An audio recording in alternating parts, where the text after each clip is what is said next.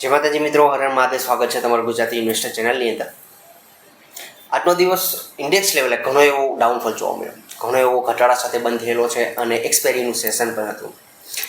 આજના વિડીયોની અંદર મુખ્યત્વે મુખ્ય એવા પોઈન્ટ ઉપર કે જે કંપનીઓએ સારા એવા નંબર રજૂ કરેલા છે અને આવતીકાલે કઈ કંપનીઓ રિઝલ્ટ રજૂ કરવાની છે એની સિવાય કે જે એક એઆઈ ક્ષેત્ર ઉપરથી કામ કરતી કંપની, એઆઈ ટેકનોલોજી બેઝ ઉપર કામ કરતી કંપનીને તમે ઇગ્નોર નહીં કરતા બહુ સારું એવું પ્રોફિટ તમને આપી શકે એમ છે એવી કઈ કંપની છે એના ઉપર આપણે વિગતવાર ચર્ચા કરીશું. તો આજનો દિવસ કેવો રહ્યો હતો એની ઉપર એક નજર મારીએ તો આજનું માર્કેટ છે એ ઘણું એવું એક ધારા ઘટાડા સાથે ક્લોઝિંગ થતી જોવા મળી છે.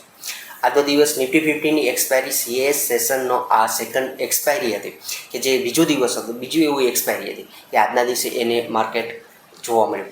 તો સારો એવો ઘટાડો ઇન્ડેક્સ લેવલે હતો, પણ એની સાથે ઘણો એવું સ્ટોક સ્પેસિફાય કે ઘણા એવા શેરની અંદર સારામાં સારી તેજી પણ જોવા મળી. એક પાછળના રીઝન ઉપર વાત કરીએ તો બ્લેન્ડ ક્રૂડ ઓઇલ એક વારંવાર ચર્ચા કરતા હોઈએ છીએ આપણે કે જે 84ની ઉપર અગાઉ પણ વાત થઈ હતી ત્યારે ટ્રેડ કર્યું હતું, પણ આજના દિવસે જ્યારે હું વિડીયો રેકોર્ડ કરી રહ્યો છું ત્યારે 89.75 ઉપર કામ કરી રહ્યું છે. એક સારો એમાં વધારો એમાં થયેલો જમ્પ જતો જોવા મળ્યો છે.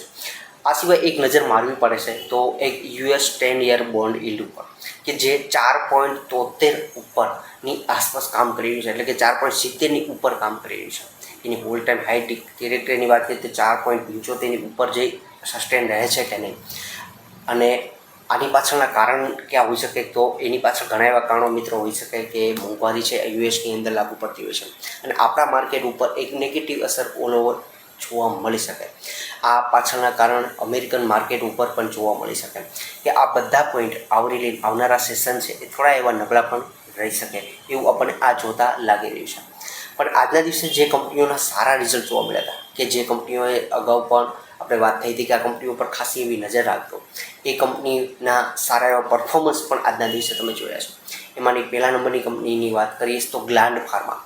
ગ્લાન્ડ ફાર્માને આપણે અગાઉ પણ વાત કરેલી જ્યારે આ શેર 2000 થી 2200ની આસપાસની રેન્જમાં કામ કરી રહ્યો હતો ત્યારે આ શેર ઉપર આપણે વિગતવાર ચર્ચા કરી લીધી કે આ ફાર્મા ક્ષેત્રની અંદર સ્ટ્રેન્થ છે કે જે સેક્ટરની અંદર સ્ટ્રેન્થ છે, જે સ્ટોકની અંદર સારા એવા રિઝલ્ટ રજૂ કરેલા છે કે જે સેક્ટર ગ્રોથ થયેલું હોય એવું એક સેક્ટર આપણા ભારતનું ફાર્મા ક્ષેત્ર છે.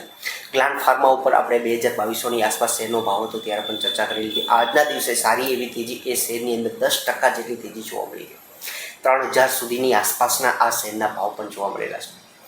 આ સિવાય ફાર્મા ક્ષેત્રની કંપની ઝાયડસ લાઈફ, આજના દિવસે એ કંપનીના રિઝલ્ટ રજૂ કર્યા. ગઈકાલે પણ એક તેજીનો માહોલ નોર્મલ આપણને જોવા મળે કે આજના દિવસે શેરની અંદર 7-8%ની તેજી જોવા મળી છે. આવનારા સમયની અંદર આ કંપનીના શેરની અંદર હજુ પણ આપણને જમ્પ જોવા મળી શકે. કોઈ પણ એન્ટ્રી કરવાનું સમજશો નહીં કે હું અહીંથી લેવા ખરીદવાની વાત કરી છું.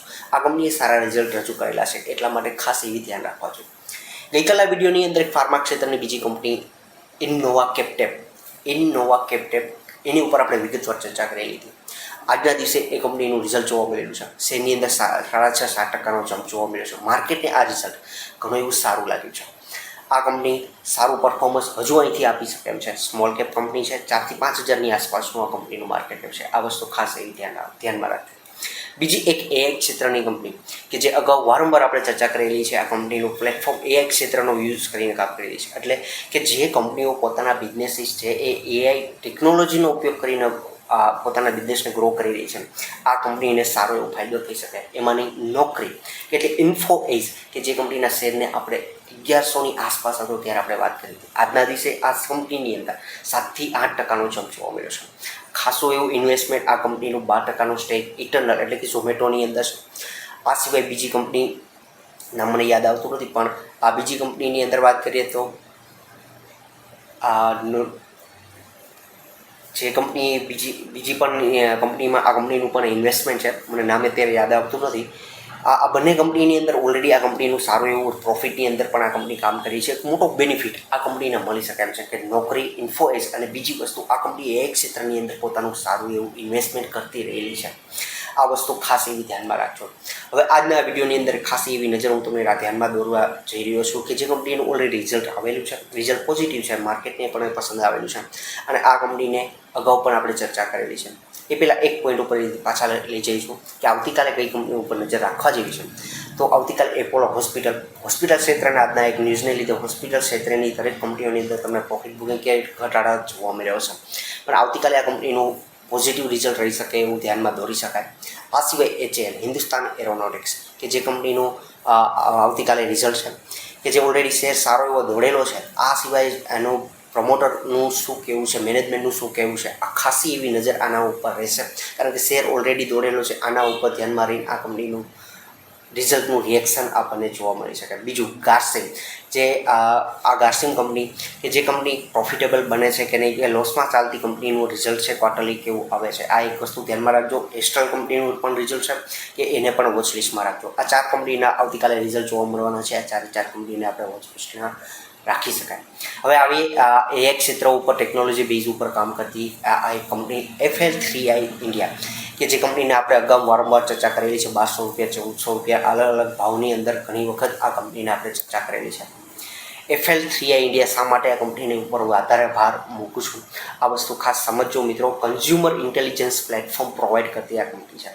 જે કાંઈ આપણે ગૂગલ ઉપર, ઇન્સ્ટાગ્રામ, ફેસબુક ઉપર કોઈ પણ વસ્તુની એડ જોઈએ છે એના ઉપર આપણે એનો યુઝ કરીએ. દાખલા તરીકે કોઈ પણ શૂઝની, સેન્ડલની કોઈ પણ ખરીદી કરવા માટે આપણે જે કોઈ પ્લેટફોર્મનો ઉપયોગ કરીએ છીએ એ પ્લેટફોર્મ ઉપરથી બીજા પ્લેટફોર્મ ઉપર આપણે જઈએ છીએ ત્યારે એ જે આપણને એડ જોવા મળે છે, એડ મીન્સ કે એ તમારી જે પસંદગીની જે વસ્તુ જોવા મળે છે કે જે લોકોની વર્તન છે, રસ રુચિ પ્રમાણે જે તમને ડિસ્પ્લે ઉપર જે એડ જોવા મળે છે, મીન્સ કે તમારી જે પ્રોડક્ટ્સ ખરીદો છો એ જોવા મળે છે. આ એક પ્લેટફોર્મ પૂરું પાડવાનું કામ FL3i કંપની કરે છે, જે પ્યોર AI બેઝ ઉપર, ટેકનોલોજી બેઝ ઉપર કામ કરતી કંપની છે. આ ખાસ વસ્તુ યાદ રાખજો કે જે કંપનીઓ પોતાનો બિઝનેસ AIને ધ્યાનમાં લઈને કામ કરે છે એ કંપનીઓને માટે ખૂબ જ એવો ફાયદારૂપ આવનારો સમય કે એની અંદર રિઝલ્ટની ઉપર એની અસર થતી જોવા મળશે. એટલે કંપનીની અંદર સારો એવો ગ્રોથ તમને જોવા મળશે. FL3i ઇન્ડિયા જેનું માર્કેટ કેપ 23,500 કરોડનું છે, સ્મોલ કેપ કહી શકીએ એવી કંપની છે. પી અને વેલ્યુએશનની દ્રષ્ટિએ 49નો પી છે. થોડો એવો મોંઘો આપણને શેર લાગી રહ્યો છે વેલ્યુએશનની દ્રષ્ટિએ.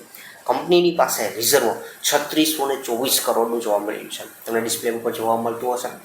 આ સિવાય બીજી વસ્તુ એક ખાસ એવી ધ્યાનમાં દોરી તો આ કંપનીના પ્રમોટરો FIDIનું હોલ્ડિંગ કે જેની અંદર પ્રમોટરની અંદર વાત કરીએ તો 54.91નું પ્રમોટરનું હોલ્ડિંગ છે. ધીમે ધીમે થોડું એવું હોલ્ડિંગ એનું ઘટી રહ્યું છે.